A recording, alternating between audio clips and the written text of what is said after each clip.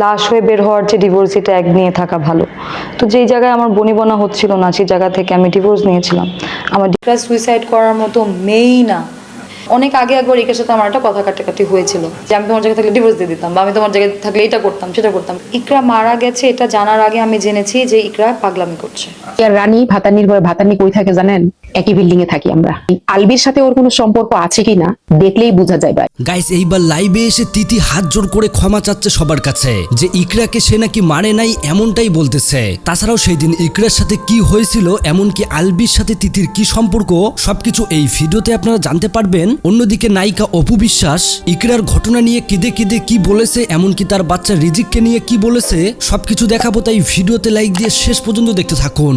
Guys, ইকরার রহস্যজনক মৃত্যুর পর অবশেষে নেপাল থেকে দেশে ফিরে আলবির প্রেমিকা তিথি বলেন, ইকরা মারা যাওয়াতে আমার কেন দোষ? আমি তো ইকরাকে মারিনি, তাহলে সবাই কেন আমাকে ফাঁসাচ্ছে? বরং ইকরা মারা যাওয়াতে তার পুরো কেরিয়ার ধ্বংস হতে যাচ্ছে, যেটা নিজ মুখে বলতেছে এই তিথি। তাছাড়াও তিথি কেঁদে কেঁদে বলতেছে আলবির সাথে তার কোনো প্রেমের সম্পর্ক নেই। আলবির সাথে ব্যক্তিগত রেষারেষি আছে, এবং যেহেতু আমরা স্ট্যাবলিশ জুটির পাশাপাশি খুব ভালো বন্ধু, সেটে আমাদের অনেকে খুনসুটি দেখেছে। তবে এখানে কথা থেকেই যায়, যদি প্রেমের সম্পর্ক নাই হয় তাহলে দীর্ঘ একটানা 3 বছর আলবির সাথে কেন নাটক করতেছে? আর কি কোনো হিরো নেই? তাছাড়াও ইকরা বারবার বারণ করেছে যে আলবির সাথে কোনো নাটক না করতে, তার সাথে মেলামেশা না করতে, তারপরও কোনো কথা শোনেনি। তাছাড়াও আলবি এমনকি তিথি যেভাবে নাটকে বা অন্য কোথাও মেলামেশা করতো, মানে একদম স্বামী স্ত্রীর মতোই। আবার এইটা নিয়েই অনেকেই বলতেছে গোপনে নাকি বিয়ে করেছে তারা। তবে গাইস, আলবি এবং ইকরার দীর্ঘ 16 বছর সংসার জীবনে গত 3 বছর থেকে ইকরা আসার পর তাদের অশান্তির সৃষ্টি হয়। তাদের মেলামেশা দেখে একাধিকবার বারণ করে আলবিকে ইকরা। একটা পর্যায়ে তিথির সাথে ইকরার প্রচুর ঝগড়াঝাটি হয়, তাও তারা মেলামেশা ছাড়ে না। তবে এই সবকিছুই মিথ্যা বলে চালিয়ে দিচ্ছে তিথি। আমার ক্যারিয়ারে কি হবে এটা নিয়ে আসলে ভাবতেছি না এখন। আসলে আমার রিজিকে হাত দিছে কিন্তু মানুষ, আমার যে রুজি, হ্যাঁ আমি কিন্তু আর কিছু করি না। এগুলো মানুষ বলে আমার বাসা ভাড়া আলবি দেয়, হ্যাঁ আমাকে কি জানি দিছে। তো না রে ভাই, আমি অনেক আমার কষ্টের টাকা দিয়ে আমি বাসা ভাড়া দিয়ে বাজার করি। সবাইকে বলতেছে ইকরা আলবির প্রতি এত কেয়ারফুল ছিল, তবু আলবি বুঝতো না, মানে এখন উল্টাটা বলতেছে। গাইস, তিথি যদিও চাপে পড়ে এখন ভালো গুণগান গাচ্ছে, তবে তার বাস্তবতা কিন্তু ভিন্ন। সব সময় এই তিথি আলবিকে কল করে তাদের মধ্যে এমন ভাবে মেলামেশা হইতো, সেইটা আসলে বলার মতো না। কিন্তু সবকিছুই লুকাতো আলবি এবং তিথি। এখন তিথি বলতেছে মানুষ নাকি তাকে মিথ্যা অপবাদ দিচ্ছে। ইতিমধ্যে সবাই দেখেছেন তিথি কেঁদে কেঁদে বলতেছে আমার পুরো কেরিয়ার ধ্বংস হয়ে গেল। তাছাড়াও তার জীবন নিয়ে নাকি সংকীর্ণ। আমি তো কোনো অপরাধ করি নাই, আমি তো কাউকে গিয়ে মেরে ফেলি নাই। অনেক কষ্ট, অনেক দুঃখ, অনেক কিছু আছে। আই অ্যাডমিট, আমি মানলাম সে জীবনে আর সহ্য করতে পারছিল না, অনেক কষ্ট নিয়ে সে পৃথিবী থেকে চলে গেছে, আমি সবই মানলাম।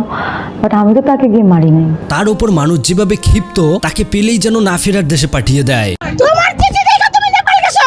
তিথি ওকে কেন আইনের আওতায় আনা হইতাছে না? তিথি বরকত আর আলবি বরকত। তিথি আরো বলেছে আলবির সাথে নাকি তার ভালো বন্ধুত্বের সম্পর্ক, তাদের মধ্যে নাকি সবসময় তেমন কোনো কথা হতো না, শুধুমাত্র কাজের বিষয়ে কথা হতো। তবে ইতিমধ্যে ইকরা কিন্তু সমস্ত কিছু তথ্য ফাঁস করে দিয়েই আমাদের মাঝখান থেকে চলে গেছে। রাতের পর রাত কাটাতো আলবি তিথির বাসায়, যেটা ইতিমধ্যে ফাঁস করেছে তিথির একই ফ্ল্যাটের এই আপুটি।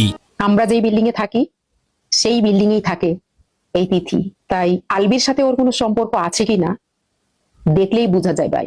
অনেক জায়গায় তাদেরকে দেখছি, আর যেহেতু একই বিল্ডিং এ থাকি, উঠতে নামতে লিফটে তাদের সাথে তো দেখা হয়, কথা হইতই।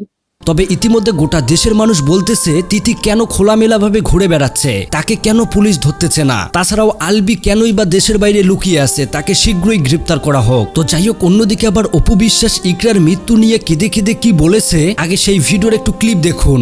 প্রথমেই বলবো যে মানুষ মারা গেছেন, বা এটা আসলে তার জন্য আমি সবসময় দোয়া চাইবো। যে আমি বলবো যে কোনো মার আসলে এই ধরনের স্টেপ নেওয়ার আগে 3 বার ভাবা উচিত। যদি উনি সিঙ্গেল থাকতেন আমি ডেফিনেটলি এখানে দুঃখ প্রকাশ করতাম। যেহেতু উনি একজন মা, সুতরাং উনি কষ্ট পেয়ে উনি চলে গিয়ে ফ্রি হয়ে গেছেন, কিন্তু যাকে কষ্ট দিয়ে গেলেন এই দুঃখটা কার কাছে ভাগাভাগি করবে? বা সে অপু বিশ্বাস বলেছে একটা ছোট্ট বাচ্চাকে রেখে এইভাবে দুনিয়া ছেড়ে চলে যাওয়াটা তার একদমই ঠিক হয়নি, কেননা সেই বাচ্চাটি ইতিমধ্যে এতিম হয়ে গেল, কিন্তু যে তাকে কষ্ট দিয়েছে সে কিন্তু হাসি খুশি বেড়াচ্ছে। আর যার ফলে এই রকম কাজ করার আগে 3 বার ভাবা উচিত। এমনকি সবচেয়ে অপু বিশ্বাস কষ্ট পেয়েছে এই ছোট্ট বাচ্চার রিজিকের জন্য।